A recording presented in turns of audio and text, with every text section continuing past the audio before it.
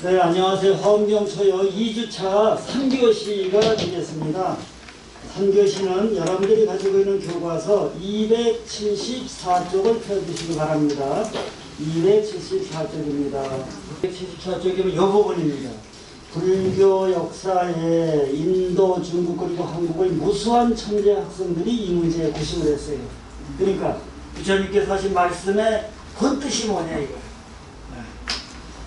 이 과정에서 부득이하게 견해를 달리할 수밖에 없는 거죠. 부처님께서 이 말씀하신 본뜻이 이것일 것이다, 저것일 것이다, 이렇게 해석이 달라지는 거예요.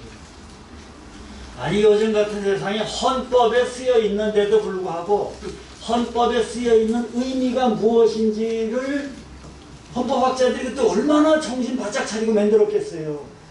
헌법에 그래도 명문화되어 있지만 헌법에 쓰여 있는 그 문장의 의미가 무엇인가에 대한 해석의 여지가 남아있는 것들이 있잖아요. 그러다 보니까 그것을 해석을 하는 기관이 헌법재판소 아니겠습니까? 헌법재판소에서도 의견이 그 몇 명 대법관님들이 계시는데 의견이 갈라지기도 하는 거예요. 그죠? 네. 만장일치로 되기도 하지만. 그러니까 부처님 말씀이라고 하더라도 부처님 돌아가시고 나서 세월이 지난 다음에 보니까 이 말씀의 뜻이 과연 무엇일까에 대해서 제자들의 해석에 있어서 의견 대립이 있을 수도 있다는 거예요. 그러다 보니까 학파가 갈라지는 거고, 예. 사람들이 속이 좁아서 갈라지는 게 아니라, 예. 그 얘기를 지금 하고 있는 거예요. 부득이하게 견해를 달리했다는 것이 그런 뜻입니다. 그러면 교의 양상, 그걸 교상이라고 그러는데 경화경으로는 교상이라고 해요. 이것을 줄여서 교상판석. 따라 해보세요. 교상판석. 판석이라는 것은 그것을 재판하듯이 갈라서 쪼개서 해석해보자는 것이에요. 그래서 그것을 줄여서 교상판석을 줄여서 두 글자로 줄이면은 따라하세요. 교판. 교판을 하는 거예요. 교판을 하게 되는 것입니다. 부처님의 가르침에 대한 소위 말해서 법률적 해석을 해가는 거예요. 법 조문에 대한 해석을 해가는 거예요. 이 과정에서 소승교인이 대승교인이 그 교자 붙는 교화경어가 등장하는 것입니다. 대승의 교상을 논하는 과정에서도 이 논사들은 논사라고 합니다. 이분들을 불교 교단의 역사에 등장한 중관학파와 유식학파 이 두 계열이 아주 유명합니다. 반드시 여러분들 알아두셔야 됩니다. 요즘 꼭 밑줄을 쳐야 되겠네요. 그죠? 중관학파와 유식학파.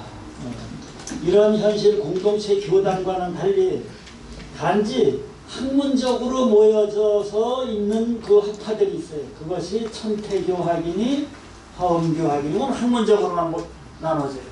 그러나 여기에 있는 중관학파니 유식학파니 이분들은 실제로 살림살이를 따로 하고 살아. 구체적인 삶의 형태가 달라요. 그래서 저는 어떤 사람이냐 하면은 화엄교학에서 이 글을 쓰는 거예요. 그러니까 재판관 중에서도 대법관 중에서도 좀 진보적인 입장에 서 있는 사람도 있고 좀 보수적인 입장에 서 있는 사람도 있을 때 있잖아요. 그죠? 그렇듯이 자기 입장들이 있는데 저는 화엄교학의 입장에서 서 있는 거예요. 그러니까 저보고 화엄학자, 화엄경 연구자라고 사람들이 말하는 것입니다. 그러면 저는 선사들에 대해서 좋은 소리 할까 안 할까? 좋은 소리 잘 안 하지. 아까도 했잖아요. 그냥 그 선사들 그립듯이 한다고. 선사들 진짜 글 못 읽기다. 글을 몰라야 선사가 되는 거야. 부산 바닥에 와서 이런 소리 하면 큰일 나는 거예요. 여자분 욕 나는 거예요. 그러나 글을 읽어야죠. 글을 읽어야죠. 글을 못 읽고 재판 이 올라와 있는 그 소장을 읽을 줄 모르고 그리고 법률 조항을 읽을 줄 모르고 이 사건의 옳고 그름을 판결해낼 수가 있겠어요? 안 됩니다. 어쨌든 저는 이런 입장이라는 얘기를 하는 거예요. 그러니까 제 말에만 너무 쏙 그냥 이렇게 쏠리지 말고 저 사람은 저런 입장이니까 저렇게 하는 것보다 또 다른 입장도 있을 수가 있겠다라는 그 말씀을 드리려고 그러는 거예요. 자, 그래서 이 화엄교에 속하는 인물들이 중국 당나라 시대 때는 누가 있었느냐 하면은 당나라 시대에는 누가 있었느냐 하면은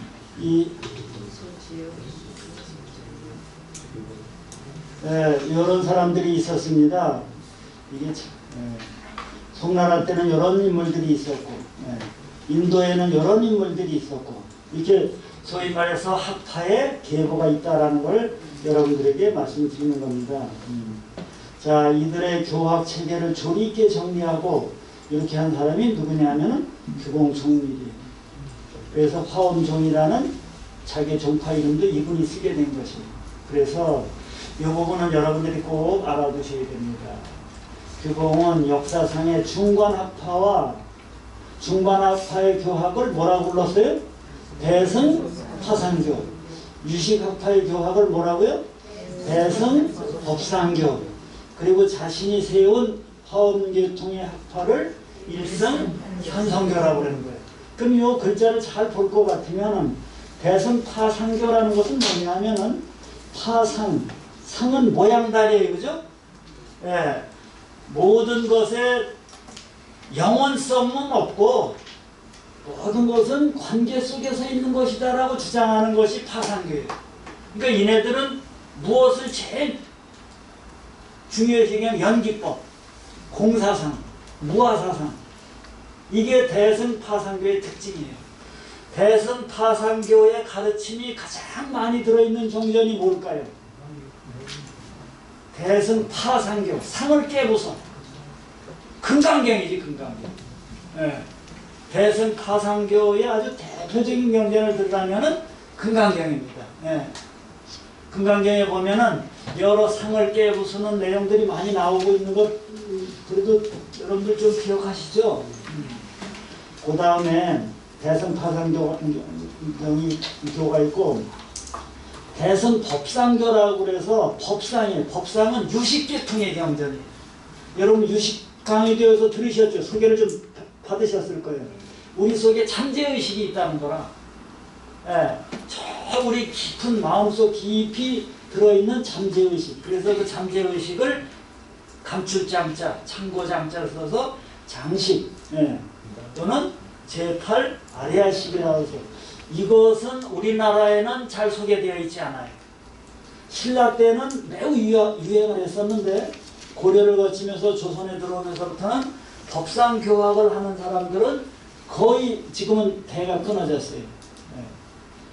그 다음에 우리나라에서 제일 주류는 일성현성교예요.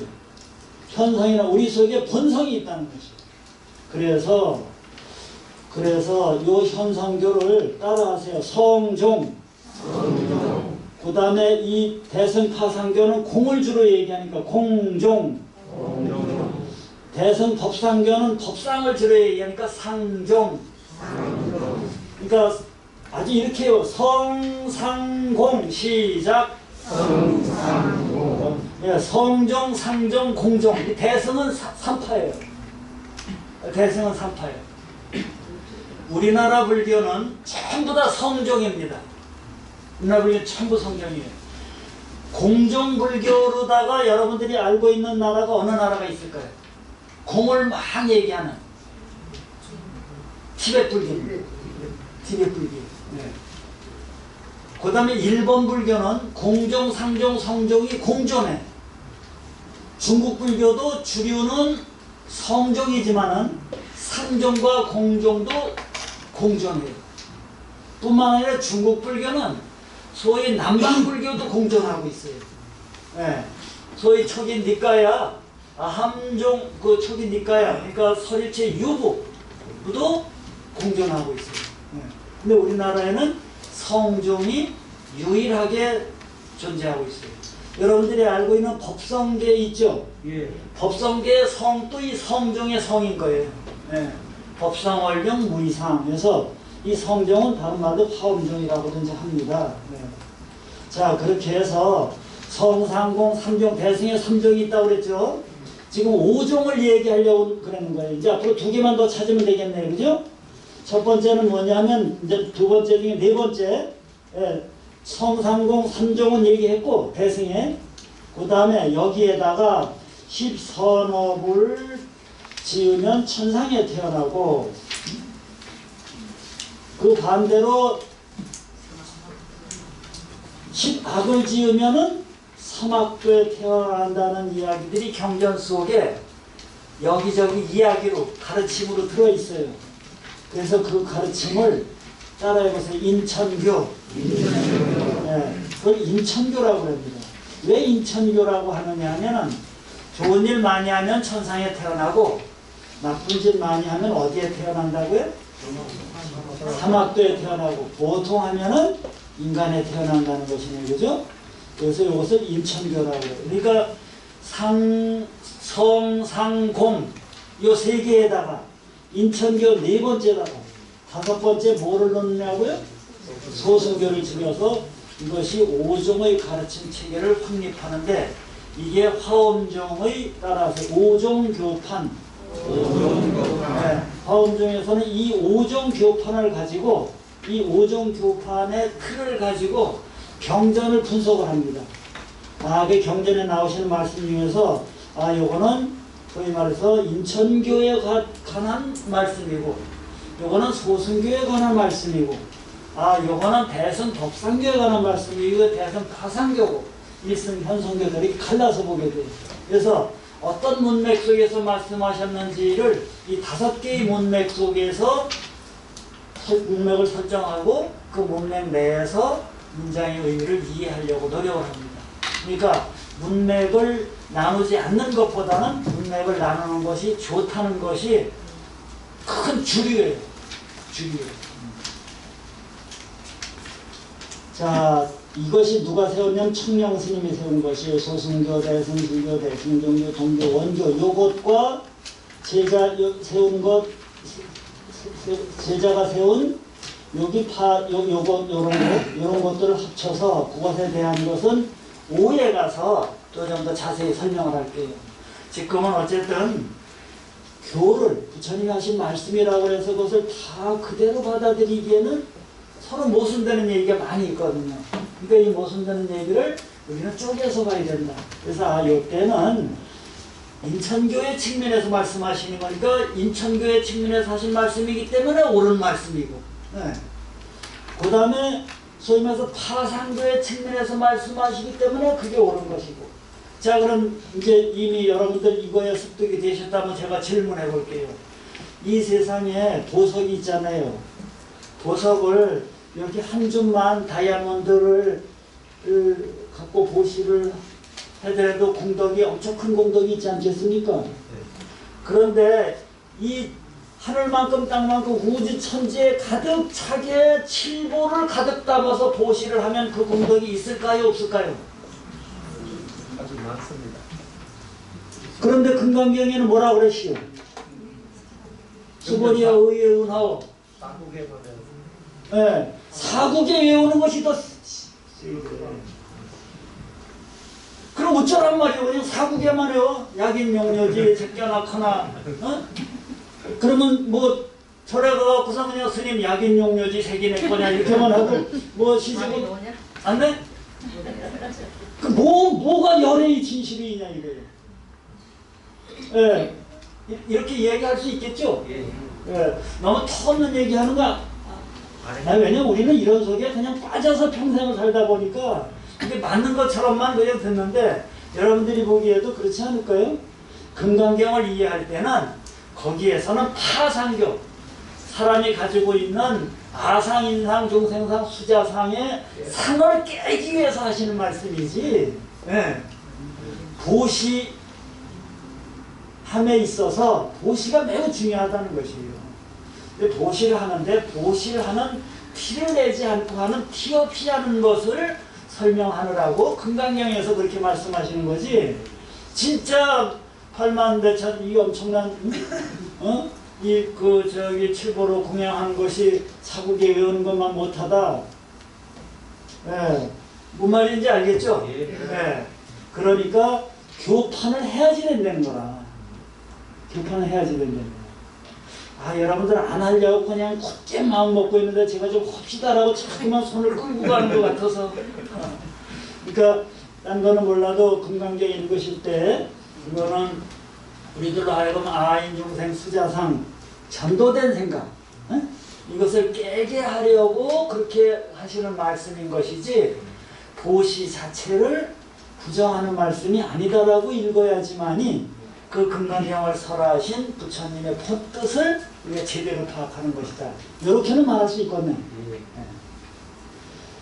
자, 그러면 그 다음에는 네 번째는 화엄경에 담긴 교리의 범위에 대해서 좀 보도록 하겠습니다. 화엄경에서는 어떤 교리가 담겨있냐 이거예요. 이런 이야기를 하려면 도대체 교리의 범위가 얼마나 되는지는 범위를 좀 설정을 해봐야 될 거 아니에요. 그러니까 화엄경뿐만 아니고 부처님의 가르침의 범위가 어느 정도 되는지를 범위를 전체를 설정해 놓고 그 중에서 화엄경은 어디쯤 해당하는지를 우리가 봐야 되지 않겠느냐는 거예요. 그러니까 이 네 번째 화엄경에 담긴 교리의 범위를 설명하려고 하는 화엄경 현담 부분에서는 불교 전체의 판을 짜는 거예요. 예. 부처님 가르침의 전체를 여기다 이제 올려놓는 거예요. 그 올려놓고 그 중에서 화엄경은 어느 것을 이야기하고 있는지 따져보잖아요. 그러니까 이 네 번째 화엄경에 담긴 교리의 범위를 논하는 그것이 이 현담에서 볼 것 같으면 현담에 보면은 이게 의리분재라는 부분이 있어요. 따라해 보세요. 의리분재. 분재는 범위 이런 뜻이에요. 부처님께서 하신 말씀의 의미와 그 의미의 이치의 범위가 얼마가 되는지를 전부 여기다 풀어놔 보세요. 그런 다음에 그 범위 중에서 화엄경은 어느 부분을 건드리고 있는지 설명해주고 있는지를 내가 이제부터 말하겠다 이런 뜻이에요. 그러다 보니 이 교의 분재를 잘 읽어보면은 저도 이 교의 분재를 쓴 사람들이 불교의 범위를 어떻게 설정하고 있는지를 우리가 이해할 수 있어요. 아시겠어요? 저는 전달이 되는 것 같은데 불교 그러면 불교가 뭐예요? 그러면 불교 전부 다 내놔봐라 이거예요. 전부 다 내놔보고 그 중에 화엄경은 여기 얘기하고 여기 이렇게 얘기하겠다는 거예요. 이게 불교 전체가 뭔지를 좀 얘기해봐라 이거예요. 그 불교 전체를 털어놓은 거예요. 예. 아버지가 어느 날 어머니가 자식을 부르다니만 내가 모든 거를 다 줄게 너한테. 그리고 그 다음에 자식들이 여쭤봐야 될 게 뭘까요? 응? 모든 게 뭔지를 구체적으로 말씀하시오. 그래야 될 거 아니에요. 응? 모든 게 뭔지를. 예. 그러지 않고 모든 거 다 줄게. 그랬다가 예 알겠습니다. 그리고 아버지 모든 거 다 주신다 그래서 모든 거 다 주세요. 그래 줄게. 그러면서 이렇게 서랍을 쑥 꺼내고 서랍에 있는 걸 다 줬어. 아 왜 이걸 주십니까? 뭐 저놈은 땅도 주시고 저놈 아파트 주시고 내가 언제 그거 준다는데 모든 거 다 준다는데 이 서랍 안에 있는 모든 거 다 준다는데. 자 모든 거 다라 그랬지. 불교의 모든 거 다 꺼내봐라 이거예요. 불교의 모든 걸 다 꺼내 올려놓은 것이 의리분재예요. 그러니까 의리분재를 쓴 사람이 불교 전체를 어떻게 보고 있는지 살림살이가 이게 다 드러나는 거예요. 이게 매우 중요한 부분이에요. 예. 매우 중요한 부분이에요. 그래서 대학원에서 수업할 때 학생들에게 거기도 시간이 뭐 3개월밖에 못 가르치니까 16주니까요. 그래서 짧은 시간에 가르칠 때는 요 의리분재만 가르쳐요. 예. 그 불교 전체가 뭔지를 알 수가 있습니다. 자, 이곳에서 청량국사께서는 세계의 실상을 관찰하는 다양한 방법을 네 종류로 요약하고 계십니다. 네 종류로 요약하고 있어요. 이 네 종류의 관찰법은 화엄경의 창시자인 누구? 두순법사께서 지으신 책이에요. 어떤 책이라고요? 화엄법계 강문이라는 책이에요. 네. 화엄법계 강문이라는 책 속에서 법계라는 것은 그럼 도대체 무엇인가에 대해서는 여기다 써놨네요. 그죠? 모든 법으로 구성된 영역이에요. 그럼 법이 또 뭐냐 이거 따져봐야 되겠네. 그죠? 예. 우리 교학하는 이들은 이렇게 잘 따집니다. 예. 선학하는 이들은 그저 따지는 걸 자꾸 버리라고 하고. 그러니까 이게 5월 동주와 같아서 오나라 사람과 월나라 사람들이 왼수지간에 한배 탄 것 같아갖고선 같이 편하게 있을 수가 없어. 뭔 말인지 알겠죠? 선의의 경쟁을 그렇게 한다는 뜻이에요. 서로 이렇게 질투하고 그런다는 뜻이 아니라. 예. 자, 법이라는 것은 이렇게 다 데피니션이 돼 있어. 예. 왜 음주운전하면 법에 걸린다 이럴 경우에 음주가 어디까지가 음주냐? 그래서 음주라 하면 알코올 농도 어디까지 이렇게 규정을 해놔야지 이게 음주인지 아닌지 정할 거 아니에요. 예? 길에서 논바닥에서 운전하다가 사람 치면은 논바닥에서 술 먹고 운전하면은 그거 음주운전이 아니요. 아니. 그건 음주운전이 아니지. 운전이라 하면 도로에서 해야 되는 거 아니에요.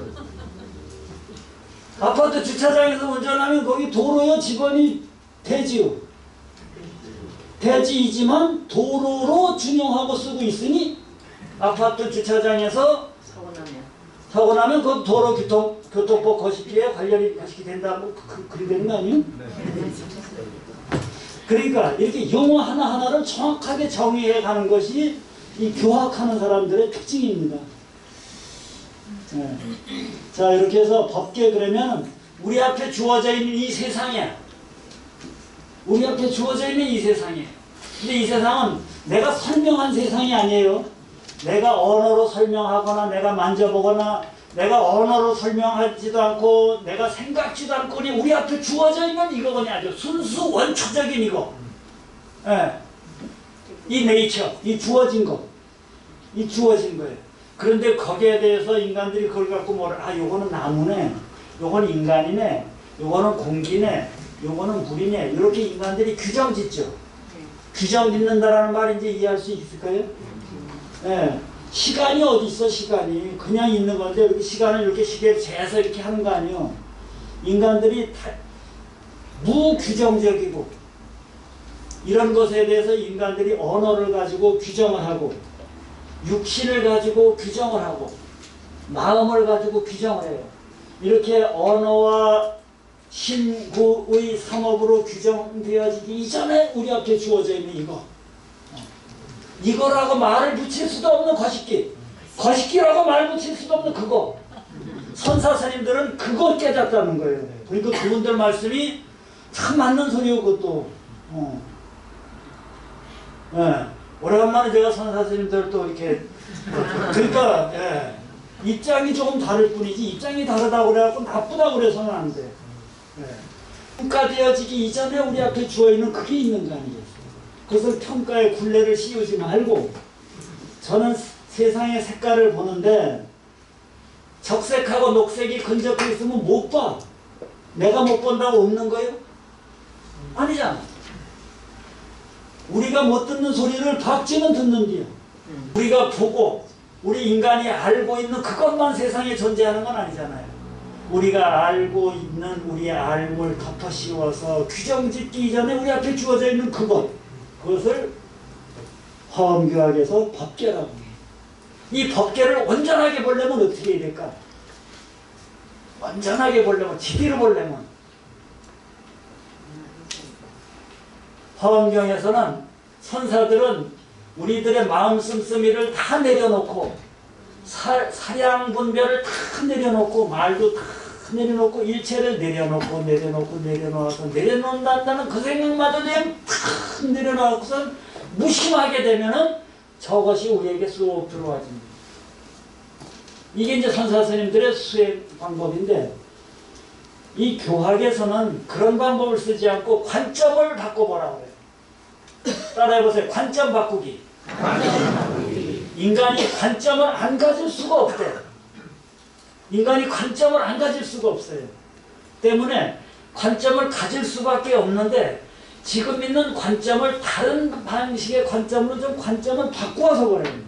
이 관점에서 보고 저 관점에서 보고 저 관점, 이러다 보면 총체적으로 보여줄 수 있다는 거지. 그러니까 선사스님들은 사량 분별과 언어와 일체의 인위적인 유의법의 자규를 다 내려놓으라고 가르치시는 반면에, 교학을 하고 있는 우리와 같은 사람들은 관점을 들여대야 된다는 거야. 이 관점에서 한번 보고, 야당의 관점에서 이 부산표를 한번 보고, 여당의 관점에서 한번 보고, 여당도 야당도 아닌 제3의 그 눈으로도 좀 보고, 또 부산 사람들의, 부산의 표를 갖고 있는 사람들의 관점으로도 보지만, 부산의 표를 갖고 있지 않은 제3의 관점으로도 보고, 예, 서울 사람의 관점으로도 보고, 여기 관점을 다양한 관점으로다가 들여다보면은 여기가 지대로 보인다. 말 될까요, 안 될까요? 그것도 말 되는 방법인 것 같아요. 그런가하면 훨씬 탄회하게 보면 보일까, 안 보일까? 그런데 나는 그래도 역시 선은 안 될 것 같아. 사람이 훨씬 탄해질 수가 있을까? 나는 죽었다 깨어나도 여자의 심정을 내가 몰라. 웃으실 일이 아니에요. 제 심정을 아시겠어요? 죽었다 깨어나도 타인의 심정을 알 수 있을까? 어느 정도만 알지. 예. 그러니 팍 내려놓는다는 것이 가능하겠느냐는 것입니다. 그런데 그렇게 하려고 노력해보라는 것이에요. 인간의 관점만 들이대다 보니까 개 발톱에다 매니큐어 바르고선 개 꼬랑지에다 저 양반 또 개무시를 하는 사람인가 보다. 어쨌든 이 관점을 들여대는 것도 안 들여댈 수가 없다는 거예요, 인간은. 그런데 그 관점 들여대기를 좀 바꿔보라는 거예요. 그러니까 유가에서는 뭐라 그래? 역지사지해 보라 그러잖아요. 입장 바꿔놓고 보라 그러잖아요. 네. 자, 그래서 오늘 강의를 여기서 마무리 지어가는데 제대로 보십시오. 그런데 관점을 돌려가면서 보십시오. 그것도 잘 안 되고 입장 바꿔놓고 보세요. 네. 그게 양심인지 아닌지 이게 내가 지금 생각하고 있는 것이 정말 보통 사람들이 가지고 있는 보편적인 양심인지 아닌지를 내가 잘 모르겠어. 그럼 입장 바꿔놓고 보면 될 거 아니에요. 그 입장 바꾸기를 이 입장을 들여다놓고 보고 저 입장을 들여다놓고 보고 보면은 내가 이것을 해야 될지 안 해야 될지를 알 거 아니에요. 법률은 인간의 양심과 상식 위에 기초해 있는 거예요. 법률을 안 어겼다고 해서 법조항을 안 어겼다는 것만으로 그 사람이 정당화될 수 있는 것은 아니에요. 특히 지도자들은 법조항 안 어기는 건 말할 것도 없고 법을 지탱하고 있는 양심과 상식에 어긋나는 짓을 하면 안 돼. 남 앞에 안 서면 되잖아. 그러면 남 앞에 쓸 사람들은 양심과 상식에도 어긋나지 않아요. 근데 이게 내 상식에는 맞고 내 양심에 맞는 것 같아. 나는 나만 들여다보니까. 그럴 때 어떻게 하라고요? 입장 바꿔보라는 것이. 화엄경에서는 네 종류의 관점 바꾸기를 얘기합니다. 네 종류의 관점 바꾸기. 이것이 화엄의 사법계관. 따라해보세요. 사법계관. 오늘은 여기까지 마치겠습니다. 애쓰셨습니다.